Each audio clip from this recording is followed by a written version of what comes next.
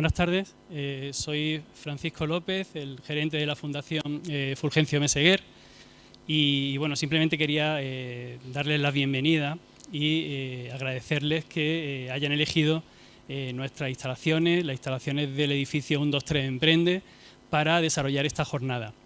El edificio 123 Emprende o el proyecto 123 Emprende es una iniciativa de nuestra fundación, la Fundación Fulgencio Meseguer, creada en el año 2020 para la generación de empleo, para el apoyo al emprendimiento y el desarrollo socioeconómico de la provincia. Y el objetivo de este proyecto y de este edificio es apoyar el emprendimiento y la generación de empleo en la provincia de Jaén. Por eso, tanto el edificio como el ecosistema que se está creando aquí, que está compuesto ya por más de 80 entidades públicas y privadas que apoyan y que están alineadas con nuestros objetivos de desarrollo socioeconómico, pues están al servicio de la sociedad jienense y del sector empresarial. Por lo tanto, para nosotros el desarrollar aquí jornadas de este tipo es una satisfacción y es realmente nuestro objetivo. Entendemos además, y por eso agradecemos que se organicen esta jornada y además a esta hora, que la dificultad, ¿no?, de romper un poco la agenda de la semana y el miércoles hacer un hueco pues para estas acciones, ¿no? Pero también entendemos lógicamente que son necesarias no solamente la actualización de conocimientos, sino compartir estos momentos con profesionales que trabajan en el mismo ámbito. Entonces, como decía, muchísimas gracias por venir. Simplemente darle la bienvenida, que nos sintamos cómodos. Yo creo que con lo que está cayendo fuera, con el calor que hace fuera, creo que es una buena opción pasar la tarde aquí, que creo que estamos a muy buena temperatura. Y simplemente pues para que conozcamos un poquito más el proyecto 123 Emprende, vamos a ver un vídeo de 1 minuto, minuto y medio, en el que se nos va a explicar qué podemos encontrar en este edificio y en este ecosistema creado por la Fundación Fulgencio Meseguer. Muchísimas gracias por venir. Hola, ¿eres una persona emprendedora? Descubre 123 Emprende, un lugar donde surgen las oportunidades. Ven, acompáñame. Para emprender se requiere valentía, perseverancia, esfuerzo y pasión. Si encuentras en el camino personas como tú, es más fácil. En 123 Emprende creemos en ti y estamos para acompañarte. Estamos aquí para escucharte tanto si tienes una idea de negocio como si estás buscando dar un paso más para pasar al siguiente nivel. Encantada, luego. Da igual a qué sector te dediques, queremos profesionalizar la actividad empresarial y fomentar la creación de empleo.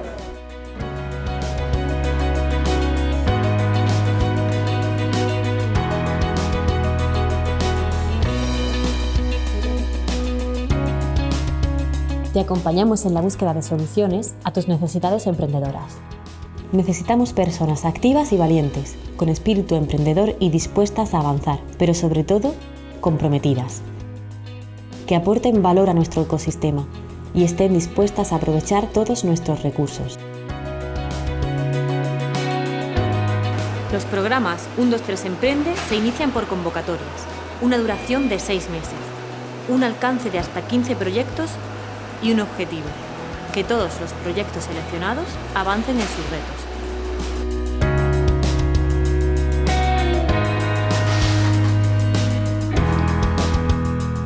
Hola, ¿eres una persona emprendedora? En 123 Emprende pensamos que todo es posible. Ven al lugar donde surgen las oportunidades. Buenas tardes.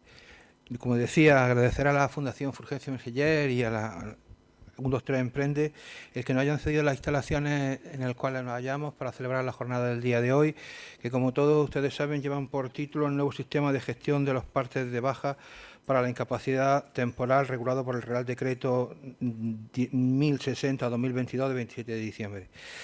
Quiero agradecer igualmente a la presencia del director del Instituto Nacional de la Seguridad Social, Pedro Pablo, el que haya aceptado la invitación de acompañarnos en el día de hoy, porque, bueno, esto va de INSE y como no, el mayor responsable del INE en Jaén es él, y como no iba a estar él aquí con nosotros, y yo agradecerle, por supuesto, el que en el momento que le dijimos que íbamos a organizar la jornada estuviera predispuesto y ávido para que viniera al día de hoy. Igualmente a la ponente, que es la subdirectora de las prestaciones de incapacidad y subsidios de la Dirección Provincial del Instituto Nacional de la Seguridad Social en Jaén, doña Ana Belén Castro Torres, que nos va a dar la ponencia sobre el tema de la conferencia del día de hoy, del curso que vamos a realizar. Dar las gracias a mis compañeros de mesa, igualmente del Colegio de Gestores, mi grandísimo amigo Blas Ogallar, delegado del Colegio de Gestores, a Colegio de Economistas, que debe de estar el decano, pero ha tenido un problema y viene el tesorero, el secretario general del colegio, secretario del colegio, Paco Rubia, y el diputado de formación del Colegio de Abogados, Francisco Montiel. Yo sencillamente agradecer a ellos que cuando se les llama y se les dice vamos a organizar algo, siempre están dispuestos a colaborar y a que estemos juntos en todo esto. Y como no, igualmente agradecer a todos que estén ustedes aquí. Espero que nos sirva de algo, que veamos el que ya no vamos a tener papelitos, ya no vamos a tener partes de baja, ni confirmaciones, ni de alta, ni de... A ver eso ahora cómo se va a ver y cómo lo vamos a llevar a cabo. Yo sin más cedo la palabra a mi compañero Blas para la presentación.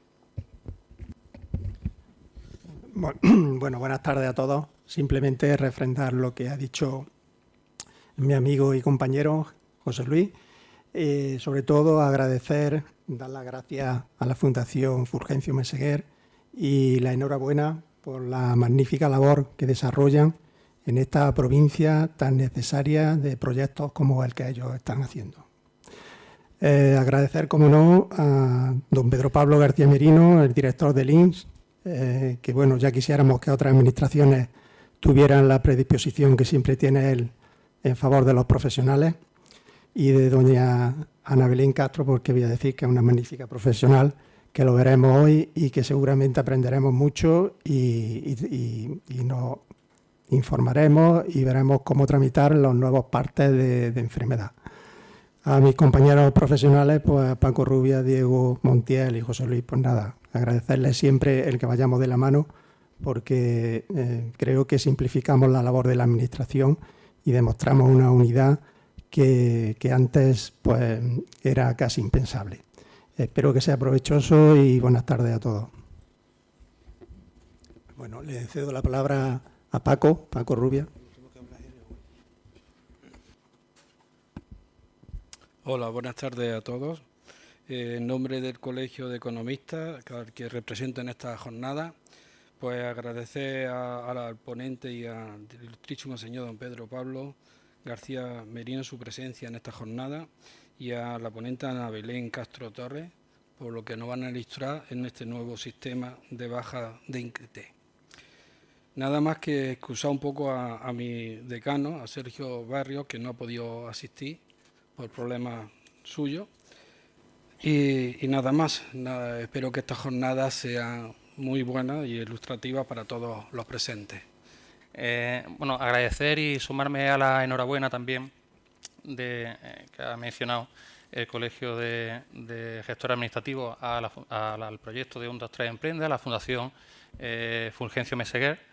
Especial también agradecimiento a su gerente Francisco López, que nos ha presentado este proyecto y esta fundación. Igualmente agradecimiento al resto de colegios profesionales que colaboran en esta actividad formativa y, por supuesto, pues al director provincial del INS en Jaén, don Pedro Pablo García Merino, y a doña Ana Belén Castro Torres, la subdirectora de Prestaciones de Incapacidad y Subsidios de la Dirección Provincial del Instituto Nacional de la Seguridad Social, que nos van a hablar sobre esta reforma legislativa reciente que entiendo que es una materia muy interesante para todos los que nos dedicamos, los que se dedican a esta materia, y que puede servir para solventar cualquier duda que pueda surgir ante la novedad. Bueno, añadir que este es uno de los múltiples actos que hacemos conjuntamente estos colegios profesionales. Agradecer también desde ese punto de vista la iniciativa del Colegio de Graduados Sociales y mencionar que ha tenido muy buena acogida en el Colegio de Abogados de Jaén, en nuestros colegiados. Esta charla hay 41 inscritos, me parece un número bastante alto, más también teniendo en cuenta que a las 6:30 tenemos otra actividad formativa sobre el registro judicial de impagados, que también es muy interesante, con lo cual muchos compañeros se habrán tenido que dividir en ambas charlas. Y nada, pues mandar un saludo a todos, abogados y todos los que no son abogados también, y esperar que disfrutéis la tarde y que os sea provechosa. Bueno, buenas tardes. Yo agradezco las palabras de Blas, de José Luis, sobre la disposición del INS. Es que ¿cómo no vamos a tener disposición nosotros con los colectivos que hoy estáis aquí? Si es que sois, como siempre digo, una prolongación del Instituto Nacional de la Seguridad Social y unos colaboradores extraordinarios en la gestión. Por lo tanto, es que formamos parte del mismo sistema. Estamos todos, como se suele decir vulgarmente, en el mismo barco. Hemos sufrido situaciones difíciles, y digo hemos porque es que la hemos compartido. Entonces, predisposición, ¿no? Pues es que es hacer las cosas en común y conjuntamente. A mí también me satisface pues que se hagan este tipo de jornadas donde estamos sentados tanto la Administración como pues todos los colectivos que de una manera u otra pues tenemos relación. O sea que enhorabuena en ese sentido por seguir, por emprender este tipo de actividades de forma conjunta, y ánimo para que se sigan haciendo así. Yo, antes de comentar las últimas cuestiones que han tenido lugar sobre el tema de la IT, la nueva regulación quisiera comentarles pues también unas cuestiones que han tenido lugar en los últimos años que han influido muy notablemente en la gestión del INS, ¿no?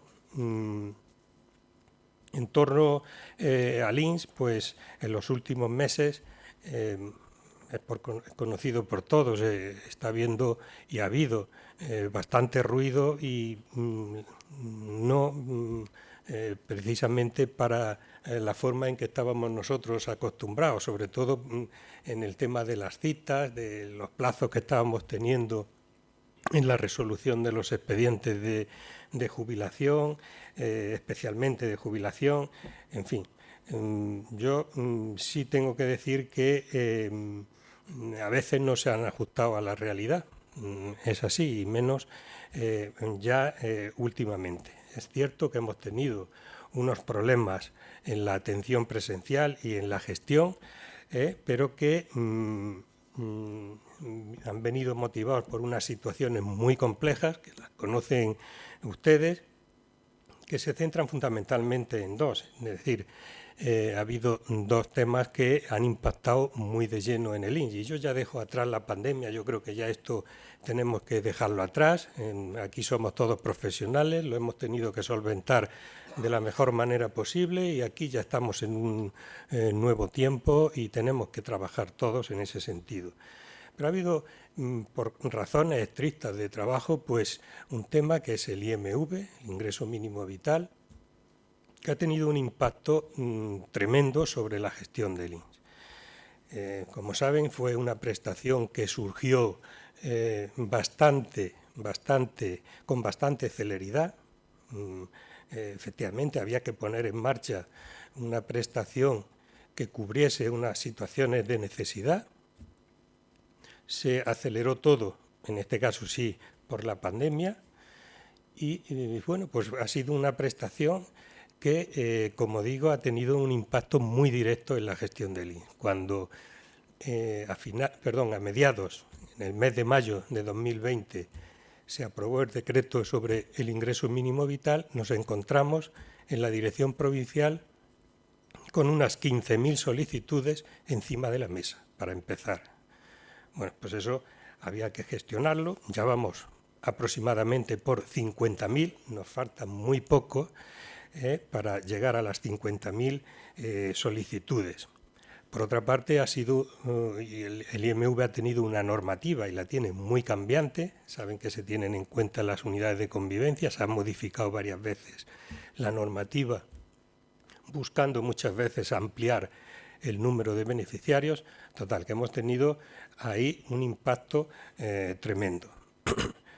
Como consecuencia de este gran número de solicitudes que se nos vino con el ingreso mínimo vital, pues lógicamente ha habido un incremento de demanda asistencial en nuestros centros de atención.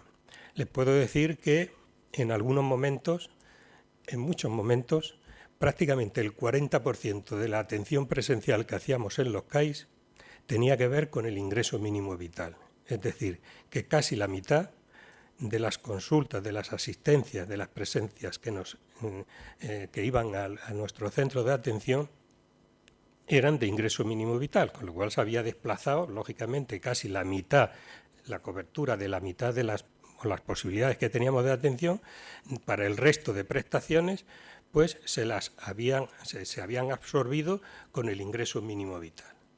Con lo cual fue una situación bastante compleja. Aparte que el ingreso mínimo vital es una prestación muy viva, es decir, que no se termina con la resolución del expediente, porque vienen luego los cambios de unidad de convivencia, vienen los cambios sobre ingresos de los beneficiarios y de la unidad de convivencia, etcétera. Cobros indebidos que se están produciendo como consecuencia de las declaraciones y los cruces que tenemos con Hacienda. En fin, es una prestación que requiere de continuamente que el expediente no te lo puedes quitar de en medio. No es como una jubilación que se presenta, si reúne los requisitos, se resuelve y ya prácticamente, salvo que estés cobrando mínimos por el tema también de las rentas, pero es que ya te olvidas. Esa persona prácticamente ya no aparece más por el CAIS. El ingreso mínimo vital no. El ingreso mínimo vital es que todos los años tiene que ir la persona al centro de atención. En fin, como digo, este era un problema que nos vino, que tuvo un impacto tremendo. Este problema además coincide precisamente con una situación compleja de los recursos humanos en la Administración en general y en el INS en particular. Este problema de recursos humanos pues, ha tenido un impacto más directo en unos territorios que en otros, pero que ello unido al tema del ingreso mínimo vital, pues realmente ha tenido un condicionamiento muy directo en la gestión. Entonces esto nos obligó a trabajar con urgencia en varias direcciones. En primer lugar, lo que hemos tenido que hacer es aumentar nuestra propia productividad, es decir, trabajar a marchas forzadas. Hemos tenido que hacer planes de intensificación de la gestión. Para el ingreso mínimo vital hemos tenido que hacer hasta 5 planes, porque además, ya digo, es que la normativa nos ha obligado a atender a muchas más personas. Nosotros cuando empezó el ingreso mínimo vital, como digo, teníamos 15.000 solicitudes. A final de 2021 ya íbamos por cerca de 30.000 solicitudes, pero la capacidad de gestión que tuvimos nos llevó a que prácticamente estábamos al día y teníamos 300 o 400 solicitudes, que eran las que se nos presentaban en los últimos días, únicamente pendientes de resolución. ¿Qué pasa? Viene la ley sobre el ingreso mínimo vital, la ley 19/2021, y ahí lo que se amplía es el posible campo de posibles beneficiarios, y efectivamente así es, y se multiplica por 5 las solicitudes a partir de enero de 2022. Multiplicar por 5 nuestra capacidad de resolución con la situación de los recursos humanos fue prácticamente imposible. Por lo tanto, se fueron incrementando el número de solicitudes pendientes, pero también incrementamos bastante nuestra capacidad de resolución. Y ya digo, hicimos planes extraordinarios fuera de los horarios de trabajo, fuera de horario de los funcionarios, y la verdad es que está surtiendo y ha surtido bastante efecto. Por otra parte, también hemos intentado reforzar las plantillas. En la Seguridad Social han conseguido en el Ministerio especialmente, pues que se refuerce la plantilla de funcionarios, ya sea con funcionarios de carrera o bien con funcionarios interinos. A mitad del año pasado, la Dirección Provincial del INS de Jaén se componía de 174 funcionarios, actualmente tenemos 199 y estamos esperando 3 incorporaciones más, con lo cual, de funcionarios interinos, con lo cual pasaremos de los 200 funcionarios. Es una situación que no se daba en los últimos años. Quiero decir con ello que también en el Ministerio, en Hacienda, que es la que suelta la pasta, en definitiva, para el tema de la contratación y para abrir las RPT, las relaciones de puestos de trabajo en la Administración, eran conscientes de la situación que se estaba viviendo en la Seguridad Social, situación de puro agobio por las situaciones creadas, pues porque no se habían reforzado las plantillas, porque nos había venido el ingreso mínimo vital, en fin, por estas circunstancias que le estoy comentando. Entonces, realmente ahora estamos en una situación mejor en cuanto a recursos humanos, y esto es bueno también reconocerlo, porque muchas veces nos quejamos siempre de que no hay personal. Bueno, pues ahora mismo no estamos mal. También es cierto que en los próximos 5 años la plantilla de la Dirección Provincial podrá por el tema de que la jubilación ahora, como se puede demorar, podrá jubilarse aproximadamente el 39, el 40% de la plantilla. Esto es un problema que habrá que ir solventando, pero bueno, ahora mismo, por lo menos, hemos salido del apuro, del gran apuro que teníamos a muy corto plazo. Y nosotros queríamos y teníamos que hacer algo más, porque el tema de los recursos humanos, pues está viniendo a cuentagotas, pero está llegando, pero bueno, también era un poco incierto. Esto, la contratación de interinos venía de un día para otro y era algo que, como digo, es incierto, era incierto, ¿no? Entonces teníamos que hacer algo más. ¿Qué hemos hecho? Pues cambiar algunos mecanismos en nuestros métodos de gestión. Ya estuvimos comentando esos cambios en una jornada que organizamos los graduados y los gestores en el mes de junio del año pasado, y que básicamente consistían en intentar sacar al máximo partido a las personas que componen la organización. ¿Qué es lo que hicimos? Pues 2 cuestiones fundamentalmente. Especializar algunas direcciones provinciales en unas determinadas prestaciones. ¿En cuáles? En las que tenían que ver para su resolución normativa de carácter internacional. Se han especializado 21 direcciones provinciales, de manera que el resto pueden dedicarse a las otras prestaciones en las que no se aplica la normativa internacional, y la deslocalización de la gestión, es decir, que esa falta de recursos humanos que, como digo, afectaba más a unos territorios que a otros, pues nos repartiéramos esa carga entre todos. La informatización que tenemos de la gestión lo ha permitido, de manera que, como saben, aquí en Jaén se resuelven expedientes de Barcelona, de Bilbao, de donde sea, lo mismo que en esa provincia, en esas direcciones provinciales se resuelven expedientes de jubilación, muerte y supervivencia, ingreso mínimo vital y nacimiento y cuidado de menor, que son las que tenemos deslocalizadas, digo, se resuelven en cualquier otra dirección provincial. Bueno, esto también al principio costó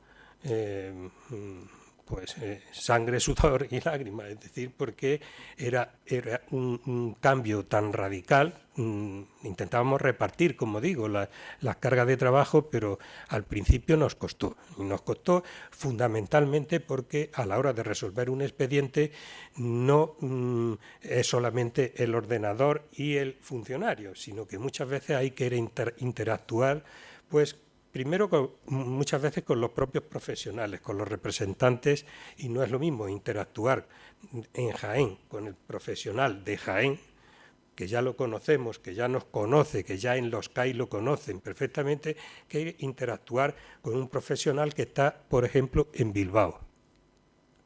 Eso era bastante complejo. También era complejo tener que interactuar con el SEPE, por ejemplo, con el Servicio Público de Empleo Estatal, que no era de aquí de Jaén, era de cualquier dirección provincial, o con la comunidad autónoma, es decir, era un cambio, pero que venía forzado por la situación, como digo, que había en ese momento de los recursos humanos. ¿Qué es lo que pasó? Pues que inicialmente, por poner un ejemplo, aquí en Jaén, que teníamos, cuando iniciamos la deslocalización en la gestión de expedientes, 180 expedientes de jubilación en trámite, llegamos a tener casi 1000 expedientes. Bien, esto había que solventarlo. Entendíamos que esto iba a ser algo temporal y efectivamente así ha sido.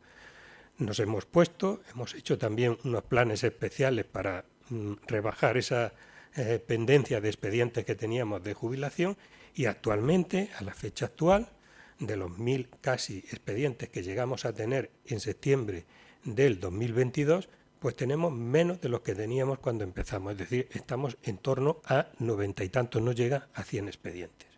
Y los plazos que teníamos, que se nos dispararon también, que estábamos en 45 días, lo cual para el IN era atroz, porque algo que para nosotros es fundamental, que es la no interrupción de renta, es decir, que una persona que se jubila en su empresa al mes siguiente tenga el primer pago de su pensión, eso no lo estábamos consiguiendo. Y afortunadamente otra vez hemos comenzado a conseguirlo. Ahora mismo, esta mañana, el promedio que había diario en lo que llevamos de mes de abril nos llega a 14 días el plazo que hay de resolución, el plazo medio de resolución de expedientes. Bueno, afortunadamente, como digo, eso se ha podido solventar. ¿Qué ocurre? Pues que hay otras cuestiones, como por ejemplo el tema de los CAIs, que todas esas situaciones, todos esos problemas han acarreado una acumulación de personas que van a nuestros CAIs. Lógicamente, una persona que solicita la prestación de jubilación y que no se le da una respuesta en el plazo que además estaba acostumbrado, porque ustedes lo saben, la jubilación 7 u 8 días y estaba resuelta, 10 días, 12, 15 días el primer pago lo tenía en su cuenta corriente. Pues lógicamente la persona se pone nerviosa cuando ve que a él no le llega, que a su vecino que se jubiló hace un año sí que esto pues es normal. A ustedes, presión sobre ustedes y presión sobre nosotros. Bueno, ¿qué es lo que hemos hecho? Pues hemos intentado hacer también pues un vuelco en nuestra atención en los CAIs. Dirigiendo en primer lugar a que los funcionarios que prestan su servicio en los CAIs se dediquen exclusivamente a atención presencial o telefónica, pero solamente a atender, que no realicen ninguna otra gestión, que antes hacían, depende de las direcciones provinciales, pero aquí no es que hicieran especialmente, pero sí hacían mucha captura, no de solicitudes presenciales, sino de solicitudes que ustedes, sobre todo los profesionales, presentaban telemáticamente. Bueno, pues todo eso se los hemos descargado a los funcionarios de CAI de manera que se dediquen exclusivamente a la atención presencial o telefónica. Hemos intentado, y es el compromiso que por ahora estamos consiguiendo, incrementar también la productividad de estos funcionarios en el sentido de que hay que atender al máximo de gente, es decir, hay que atender, un compromiso de atender más gente. Entonces, estamos pasando de atender unas 13, 14 personas por funcionario y día a vamos ya por 17. Es decir, la idea es ir incrementando. Estamos abriendo nuestras oficinas. El IN jamás ha tenido cerradas sus oficinas, salvo en el estricto periodo de pandemia, porque la legislación no se impedía, pero jamás hemos tenido, fuera de ese periodo de pandemia, jamás hemos tenido nuestras oficinas. Es cierto que empezamos con cita previa, la necesidad de cita previa para regular, pero ya es que con la cita previa ocupamos nuestros servicios y aún se queda gente que no puede acceder a esa atención que nos está demandando. Pues bueno, hemos ampliado, por un lado, la posibilidad de atender sin cita ahí sí que pido la colaboración de todos ustedes, es decir, no es lo más ideal, es decir, lo mejor es la cita, pero hay personas que por sus circunstancias personales, pues porque tienen unas razones de urgencia, por edad, por una serie de circunstancias que están justificadas, pues hemos abierto la posibilidad de atender a esas personas sin cita.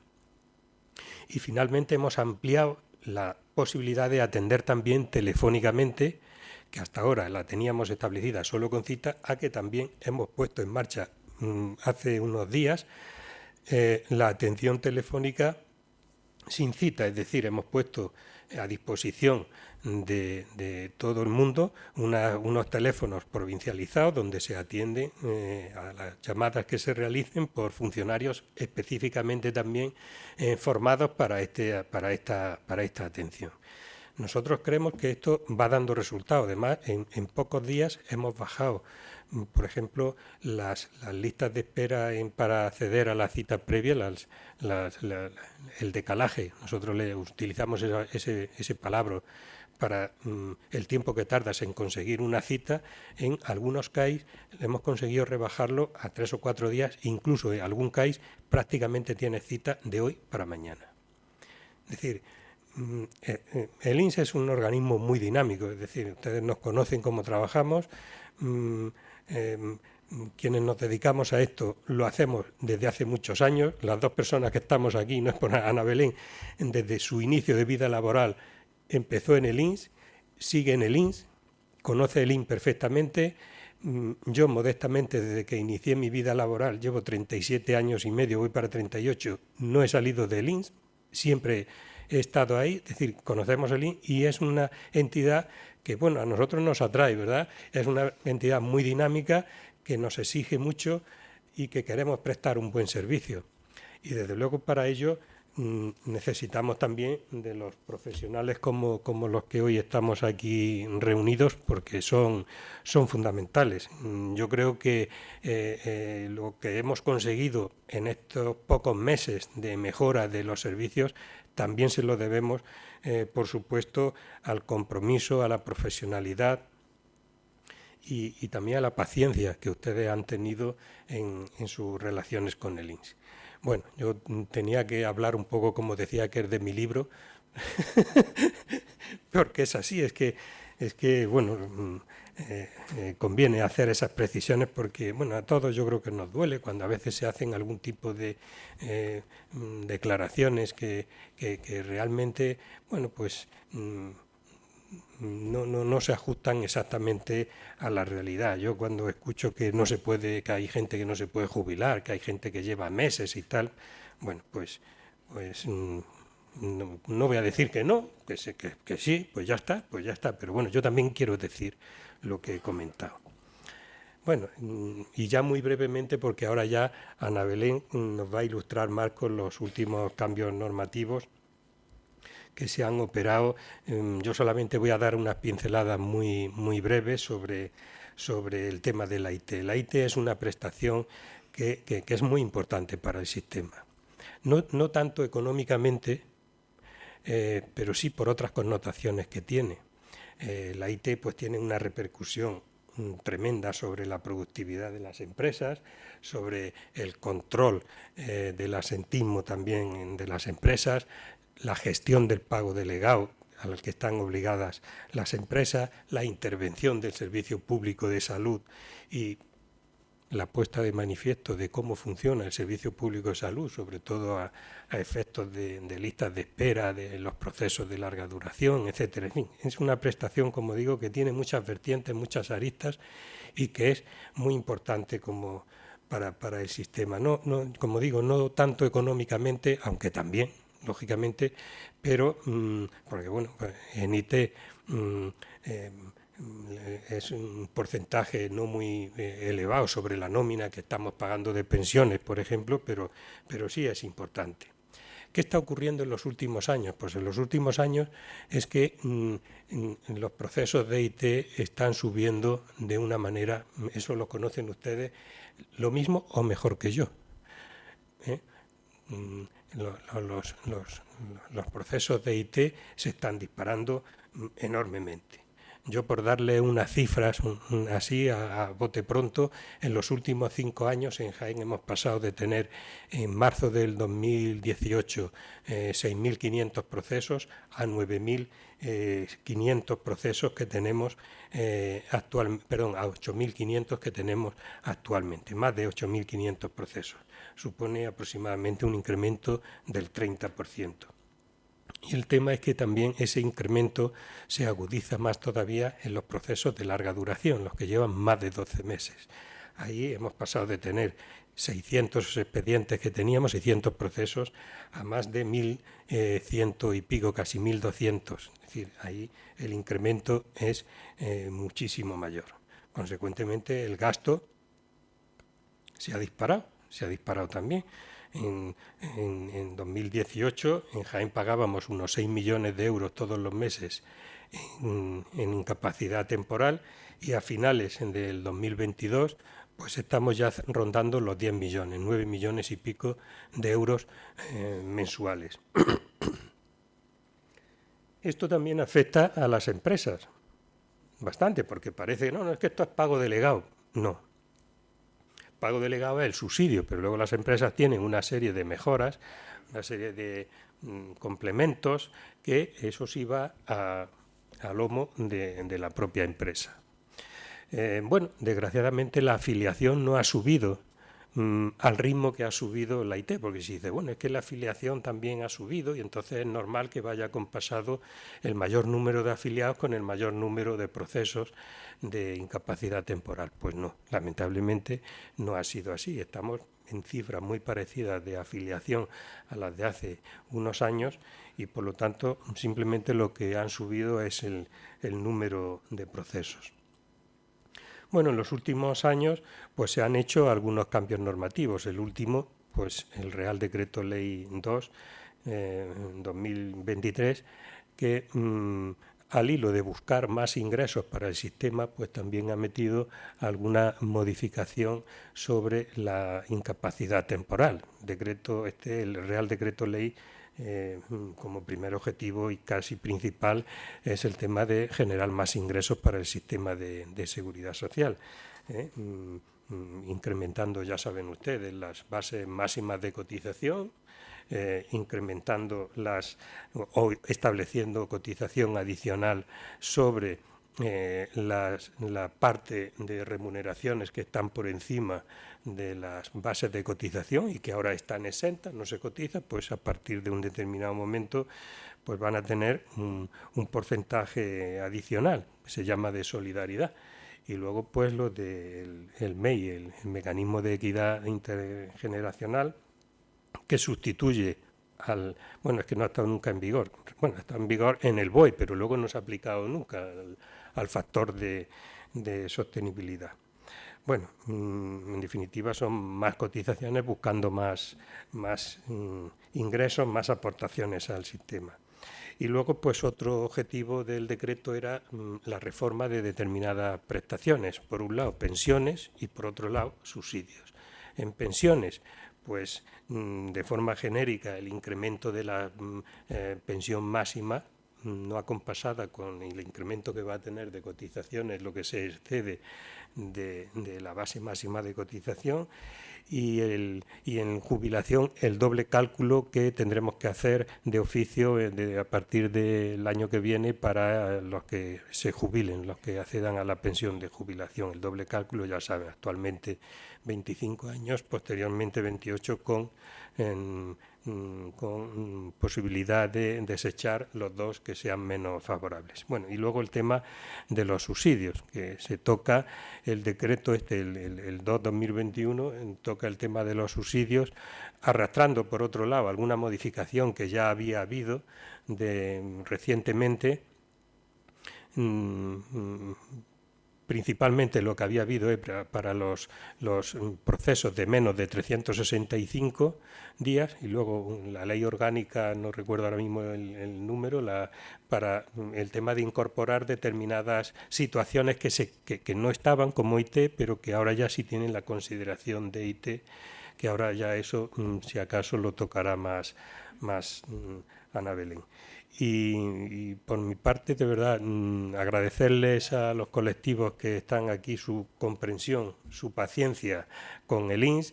Sabe que tenemos las puertas, que formamos parte del mismo, de la misma nave, del sistema de seguridad social, que nosotros estamos siempre abiertos. Lo saben sus representantes, pero bueno, yo quiero que lo sepan también por mi boca directamente, que cualquier cuestión, por favor, que lo comentamos, que estamos para intentar mejorar nuestras actuaciones y para complementar también las suyas, que las necesitamos. Y muchas gracias, y ya no sé si corresponde que Ana Belén, que es la que realmente nos tenía que, no yo tanto rollo como he tenido, pero bueno, es que yo para mí es que era necesario, es que hacía tiempo que no nos veíamos, salvo en la reunión que tuvimos a mediados, que era para una cuestión muy específica, y además es que estábamos todavía en una situación, pues eso, muy especial, muy preocupante. Pues bueno, me ha servido un poco de poder compartir con ustedes todo lo que hemos hecho, lo que estamos trabajando, y agradecérselo también en la parte que ustedes han colaborado. Así que muchas gracias.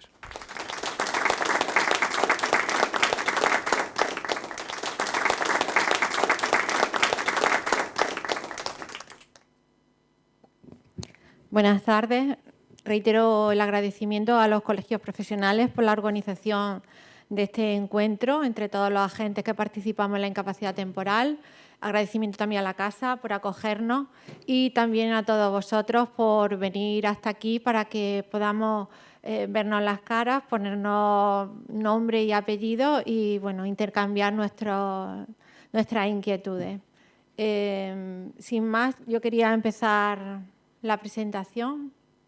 Comenzamos, como he dicho, con la modificación importante que nos trae esta tarde aquí, la supresión de los partes médicos. Hasta ahora, un trabajador acudía a su centro de salud y el médico de atención primaria, si lo consideraba oportuno, emitía un parte médico de baja, le daba una copia al propio trabajador y otra para que presentara a la empresa o a la entidad gestora que iba a realizar el pago directo de la prestación. Pues bien, desde el 1 de abril... esto ya no es necesario, se suprime esta obligación el médico de cabecera ya no tendrá que emitir dos copias, emite solo un parte que es para el trabajador. El parte que emitía para la empresa o para la entidad que iba a cubrir la prestación no se emite. Esto está en vigor desde el 1 de abril, pero los diferentes sistemas públicos de salud se irán acomodando, por eso quizás todavía hay trabajadores que aporten el parte a la empresa porque el médico de atención primaria lo siga expidiendo, o bien también que el trabajador no sepa lo que está pasando y haga una fotocopia de su parte y lo presente a la empresa. En realidad, como digo, desde el 1 de abril ni el trabajador tiene la obligación de llevar el parte a la empresa, ni tampoco la empresa tiene la obligación de transmitir ese parte al INS. Esto que suena como muy difícil, intentamos hacerlo fácil. ¿Cómo lo hacemos? El Servicio Público de Salud o la Mutua, en el caso de contingencias profesionales, cuando emite un parte de baja, un parte de confirmación o un parte de alta, lo transmite de manera telemática al INS. El INS recoge todos esos partes y los transmite a la empresa a través de los famosos ficheros FIE. Hablaremos más detenidamente de ello adelante. A su vez, una vez que la empresa recibe estos ficheros y tiene el conocimiento de que tiene un trabajador en situación de baja, situación de incapacidad temporal, debe transmitir al INS una información. A nosotros nos gusta poner esta diapositiva porque refleja toda la maraña de agentes que estamos implicados en la gestión de la incapacidad temporal.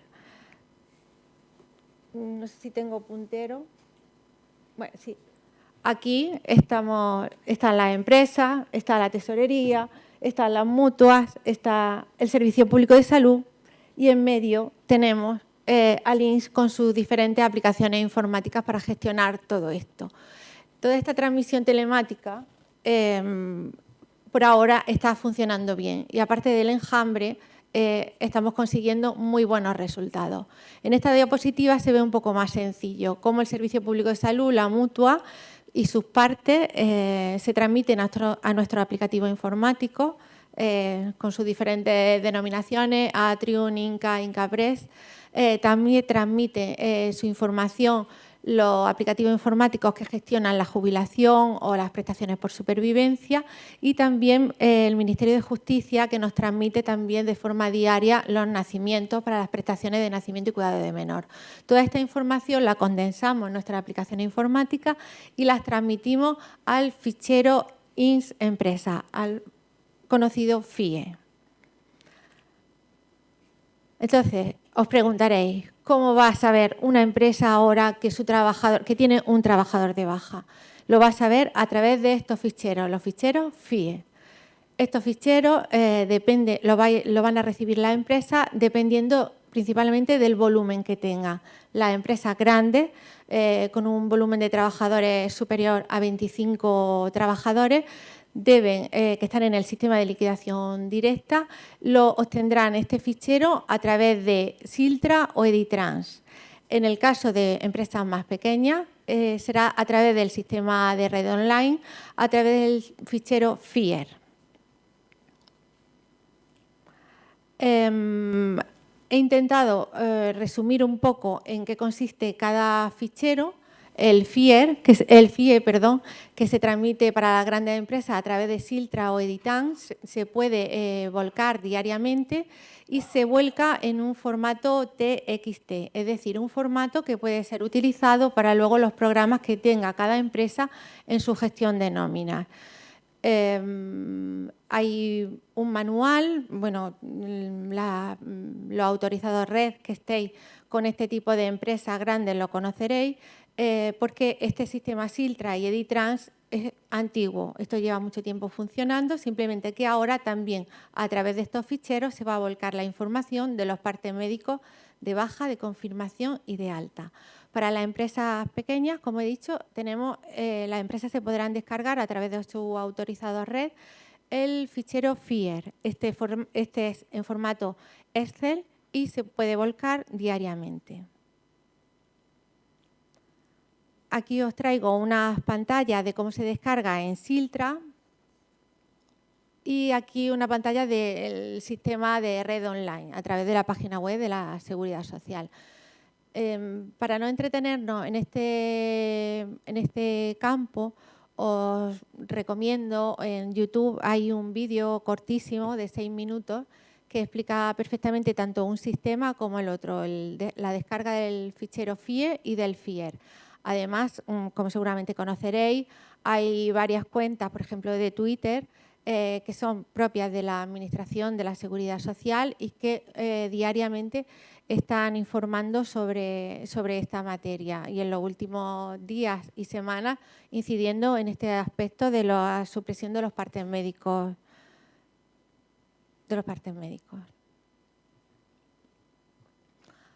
A tener en cuenta, importante, es que las empresas ya no transmiten al INS ningún parte de baja, ni de confirmación, ni de alta, pero sí que van a transmitir una determinada información, es decir, van a transmitir una serie de datos económicos y laborales. Los datos económicos ya lo venían transmitiendo y los datos laborales, algunos también, pero hay alguna novedad. También todo esto se recoge en el Boletín de Noticias Red, en el número 3 de este año, del 2023, se recoge toda esta información. La novedad para nosotros más importante en esa transmisión que la empresa va a hacer de datos al INS es relativa al trabajador, a la descripción de las funciones que un trabajador hace en una empresa. Yo creo que en otros encuentros anteriores que hemos tenido he incidido bastante en este mismo aspecto porque siempre queremos transmitir desde el INS y desde la parte de incapacidad que una incapacidad tanto temporal como permanente no solo depende de la patología o de las dolencias o del tipo de accidente que haya tenido, sino que hay que ponerlo en relación fundamental con los requerimientos de su puesto de trabajo. ¿A qué se dedica ese trabajador? No es lo mismo un trabajador que tiene un accidente y se fractura un tobillo si su profesión es albañil que si su profesión es, por ejemplo, empleado público. Yo creo que también en otras ocasiones siempre os derivo a la página web de la Seguridad Social, en la que hay publicada una guía de valoración profesional que nos sirve mucho de referencia, por ejemplo, en el ámbito del equipo de valoración de incapacidades, en el EBI, para determinar si existe o no existe incapacidad, también para si un trabajador puede incorporarse o no ya al trabajo, aunque contamos con la participación de un vocal imprescindible, que es el inspector de trabajo, pero también esta guía para nosotros es muy importante. He traído algunas diapositivas para que veáis, por ejemplo, un trabajador que sea albañil, que tenga una baja, una incapacidad temporal como albañil, qué requerimientos son los de su puesto de trabajo y qué grado tienen. El grado 1 sería el menor y el grado 4 el mayor. Como veis, los requerimientos de tipo físico siempre está en el 3 porque es un puesto de trabajo que requiere un esfuerzo físico y se va a tener muy en cuenta qué tipo de dolencia, una dolencia de tipo físico para valorar su situación de incapacidad. Por ejemplo, también este otro ejemplo de un personal de limpieza o empleados públicos. Como veis, las cruces van variando dependiendo de la profesión del trabajador. Por eso queremos y necesitamos que las empresas nos ayuden a saber precisamente el trabajador en cuestión que está en situación de incapacidad temporal, cuáles son sus funciones. Y por eso vuelvo a la anterior, en la reforma de estos partes médicos se ha creado un anexo 3, que vosotros, las empresas no lo verán como anexo 3, lo verán dentro de su fichero en la información que tienen que volcar al INS, cuáles son las funciones, una descripción de las funciones de su puesto de trabajo. En principio este campo es voluntario, es decir, si no lo rellena la empresa, puede pasar el fichero, pero en breve será obligatorio. Así que les animo para que empiecen a cumplimentarlo, porque es fundamental tanto para la gestión de la incapacidad temporal, la correcta gestión de la incapacidad temporal, como para la correcta gestión de la incapacidad permanente. Y como he anunciado anteriormente, también quería hacer referencia a la última reforma, como ha dicho el director del INS, el Real Decreto Ley que gestiona la reforma de las pensiones también ha introducido una reforma en el ámbito de la incapacidad temporal, en concreto los artículos 170 y 174 de la Ley General de la Seguridad Social. Se refieren a la competencia del INS en los procesos de más de 365 días. Todos los procesos de IT que superan los 12 meses, la competencia para declarar la situación en la que queda el trabajador es del INS. A partir del día 17 de mayo cambian las competencias. Hasta el 17 de mayo las competencias, y desde el año 2008 las venía asumiendo el EBI, el órgano colegiado de la Dirección Provincial, y a partir del 17 de mayo la mayoría de esas competencias pasan a la propia Inspección Médica del INS. La principal novedad es esa. A partir de los 12 meses, el competente para el alta, la prórroga o el inicio del expediente de incapacidad permanente será la Inspección Médica del INS, nuestros médicos inspectores que están aquí al lado, en la sede que tiene la Dirección Provincial aquí en la carretera de Madrid. Seguirán siendo, todas esas altas son competencia de la inspección médica, como digo, y en las recaídas que conlleven las bajas médicas en los 180 días siguientes a esas altas también serán competencia de nuestros inspectores médicos. Queda para el EBI la competencia de siempre para la calificación de la incapacidad permanente y otras prestaciones, y también la recaída de los procesos de incapacidad temporal que agoten los 545 días, los 18 meses, se deniegue el expediente de incapacidad permanente y haya una nueva recaída por la misma o similar patología.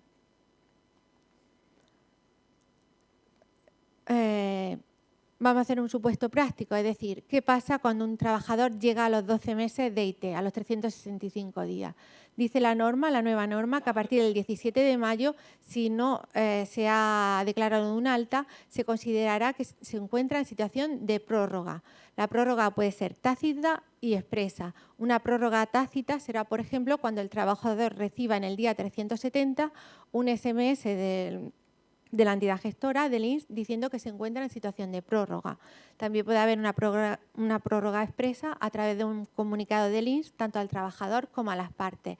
En esta situación de prórroga, y esto varía con respecto a la regulación actual, en la futura será que continúa el pago delegado. Antes, en las situaciones de prórroga, pasaba el trabajador a pago directo, solicitaba la prestación o en el INS o en la mutua y a partir de ahora continuará durante la situación de prórroga el pago delegado de la prestación de incapacidad temporal.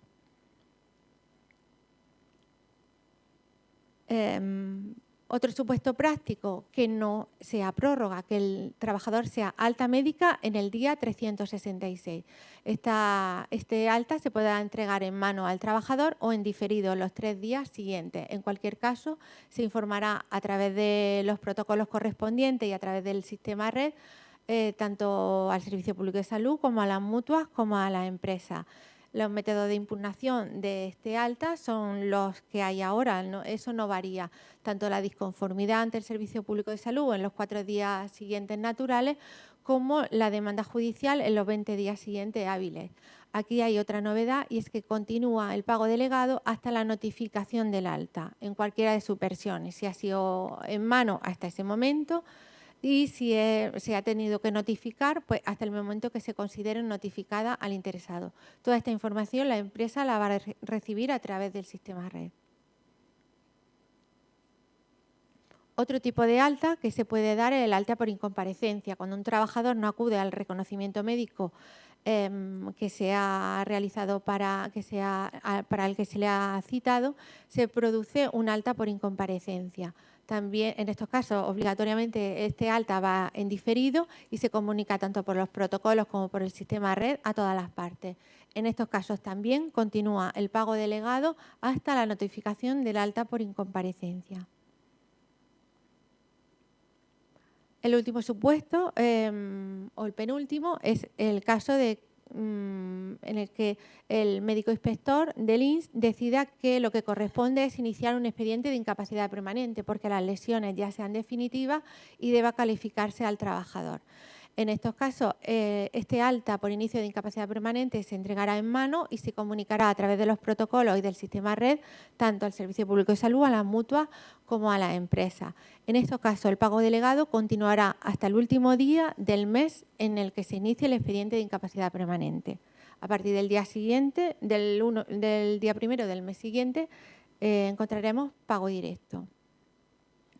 Los supuestos que agoten sin que se haya tomado una decisión a los 545 días se comunicarán por correo postal al trabajador y a las partes igual, por protocolo y por sistema red. Y aquí sí, el pago delegado llegará hasta el día 545 y a partir de ese día el trabajador podrá solicitar el pago directo tanto al INS como a la mutua encargada. En ambos casos, y esta también es una novedad, en los casos de denegación de incapacidad permanente, el abono de la prestación de incapacidad temporal llegará hasta la notificación de la denegación de la incapacidad permanente, que antes se cortaba en el momento de la resolución y había ahí un desfase de día entre la resolución y la notificación al interesado. La norma nueva que entrará en vigor el 17 de mayo cubre ese periodo hasta la notificación de la denegación de la incapacidad permanente. En este esquema está un poco más resumido en qué casos continúa el pago delegado y el pago directo. Lo repito un poco. El pago delegado hasta la notificación del alta en cualquiera de sus vertientes. En el caso de inicio de incapacidad permanente, hasta el último día del mes en el que se inicie. En el caso del inicio del expediente a partir de los 545 días hasta ese mismo día. Y el pago directo pues será en los supuestos específicos que lo estábamos tramitando hasta ahora. Por ejemplo, un incumplimiento empresarial o un trabajador del sistema especial agrario.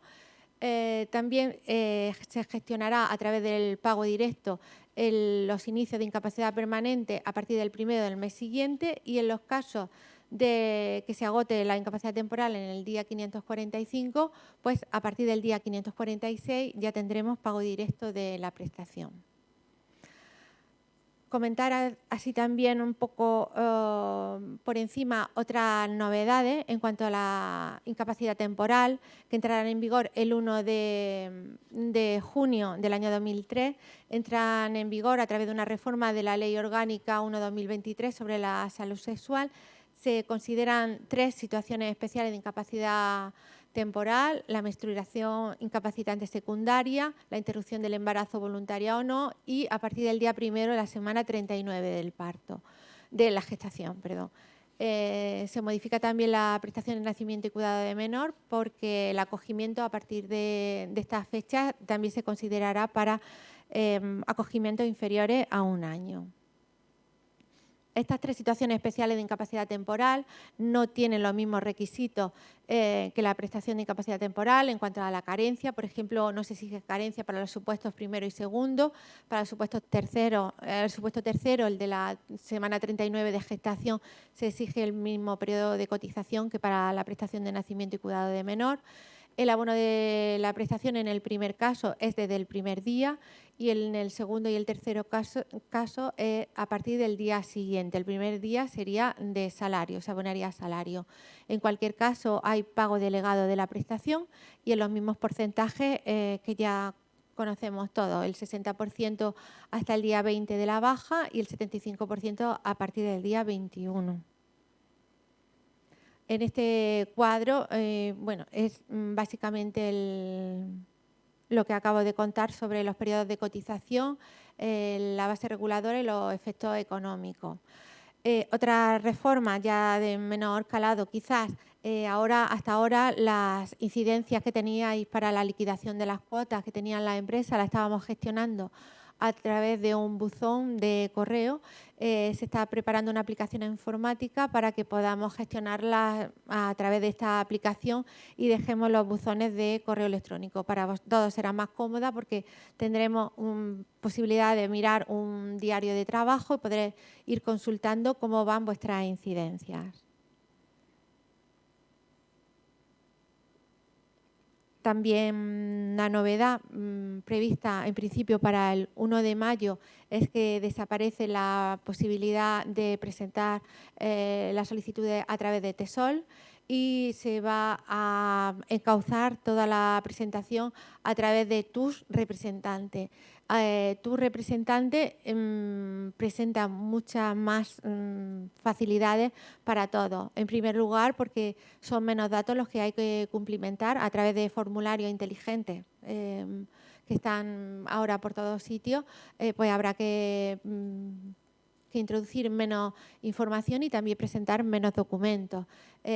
Tu representante está mucho más adaptado a la normativa actual. Además, los problemas que había con el SMS, la validez se amplía a 14 días. Además, también para la autorización en el propio SMS se puede autorizar, vuestro representado puede autorizar a través de un enlace, todo muy fácil. Y también permite hacer un seguimiento de la solicitud por el representante, sin que tengáis que acudir al representado. Y lo más importante, lo he dejado para el final. Ya ha comentado Pedro Pablo anteriormente que se está trabajando en el INS en una atención profesional y telemática y tenéis aquí tanto la información provincial, un 953, un teléfono de Jaén atendido por funcionarios de la Dirección Provincial, y también unos teléfonos de información general, un 901 y un 91. Bueno, aquí, como hemos dicho, se atenderán consultas de todo tipo, principalmente de generales, y si son personales también, en algunos casos también se podrá tramitar la gestión que se necesite. Hay un teléfono también para el ingreso mínimo vital, un teléfono específico, porque como se ha dicho anteriormente, el ingreso mínimo vital consume muchos recursos por parte de la Administración y se ha creado una vía única para esta prestación. y, por supuesto, también para solicitar cita previa, esos 2 teléfonos que ofrecen el servicio de cita previa a través de un servicio automatizado. Sin más, os doy las gracias por la atención. Espero realmente haber sido breve y nada, esperando vuestras inquietudes, vuestras dudas, lo que necesitéis. Muchas gracias.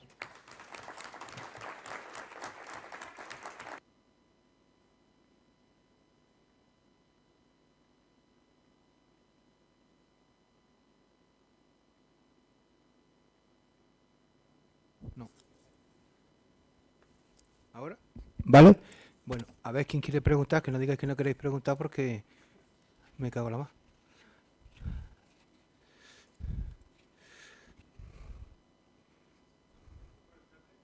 No, no se oye.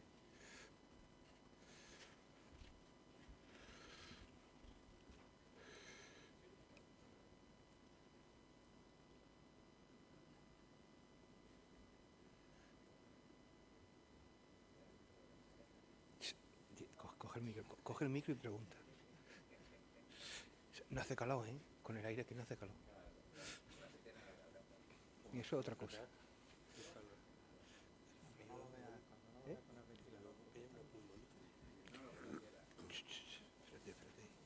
que me lo saco.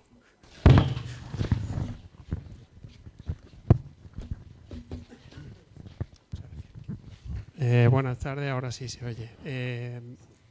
Bueno, me llamo Alberto y quería agradecerle esta sesión y quiero hacerle 2 consultas a 2 cuestiones que ha planteado. La primera, más que una consulta, es una reflexión que yo vengo haciendo desde que salió esta norma, que es respecto a la obligación que pueda tener el trabajador de comunicar que está de baja, porque aquí estamos escuchando, incluso los médicos están diciéndole a los trabajadores que ya no tienen que decirle a la empresa que están de baja. Yo me leo la ley y lo que interpreto es que ya no tienen que entregar el parte, pero no que tengan que avisar o no de que están de baja.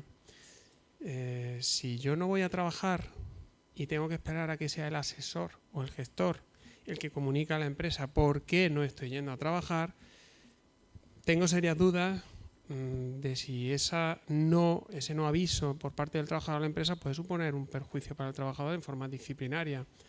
Esa es la primera que quiero aclarar un poco y sobre todo con los compañeros, ¿no? A ver qué opinan ellos sobre si efectivamente lo que se ha quitado es la obligación de entregar el parte o, como se está diciendo, que el trabajador deba o no avisar que está de baja.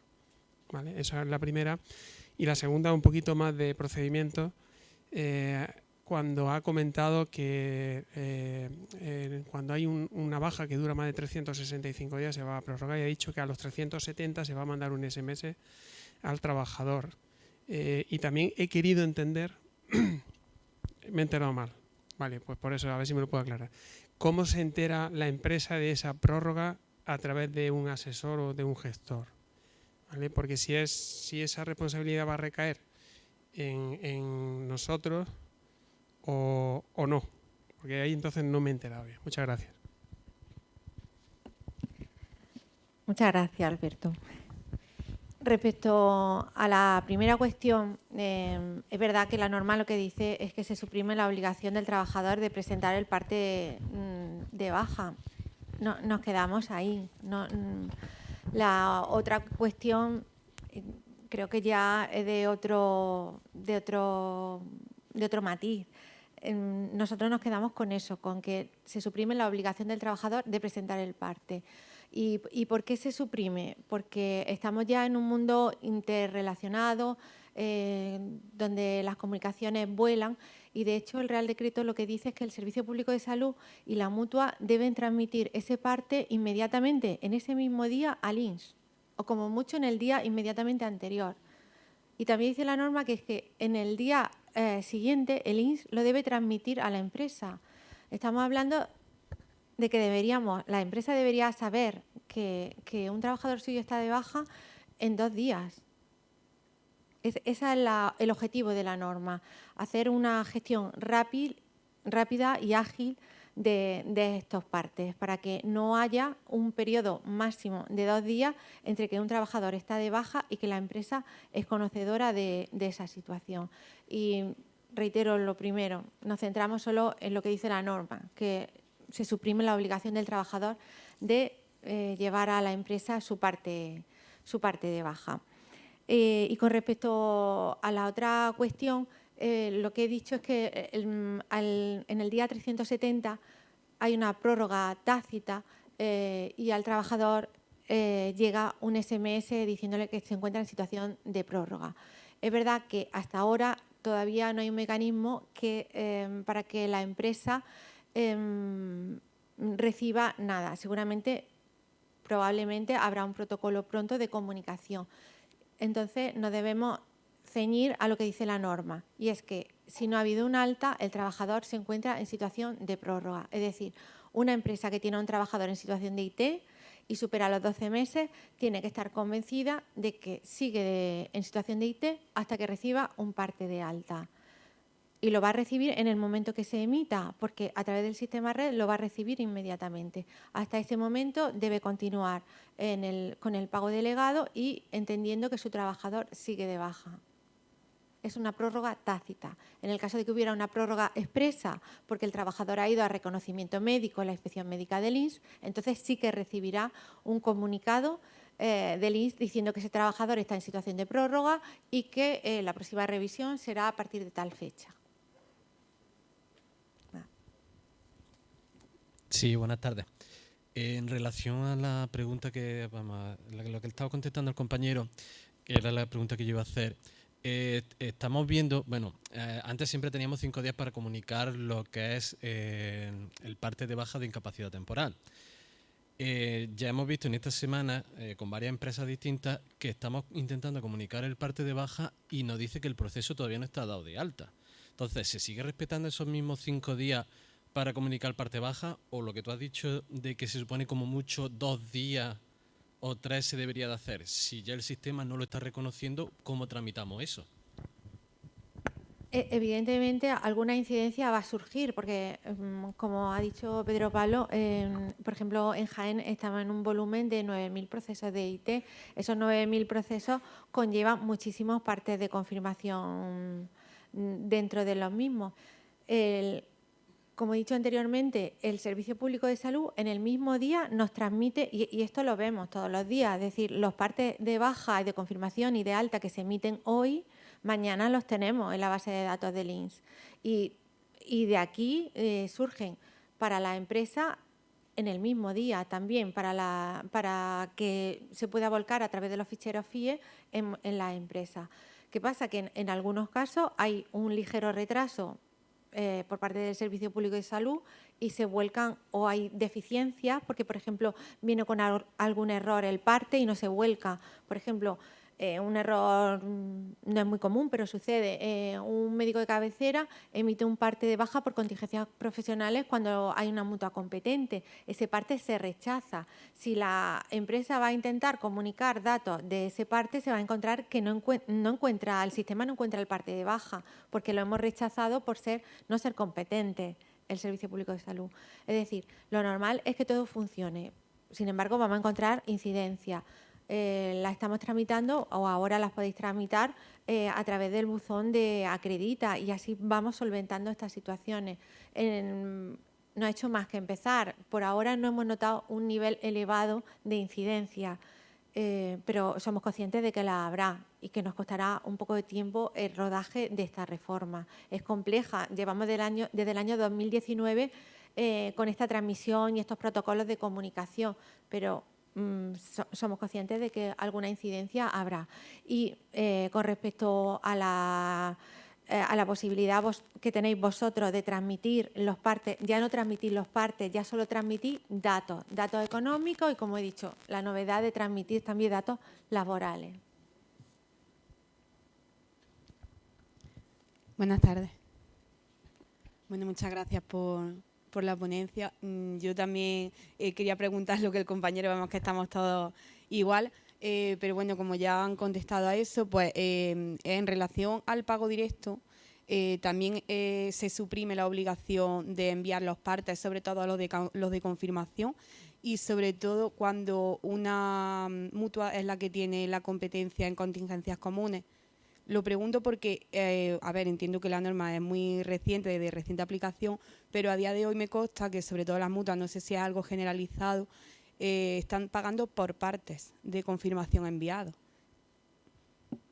Lo que hemos dicho, acabamos de empezar el 1 de abril con esta reforma. Todas las partes estamos intentando adaptarnos a la nueva situación, incluidas las mutuas. Entonces, siempre, bueno, lo he dicho al principio, a lo mejor incluso el propio trabajador va y le hace una fotocopia a su parte para entregarlo a la mutua o para llevarlo a la empresa o al INS para pedir el pago directo. Realmente no hace falta, realmente todos tenemos ya los partes.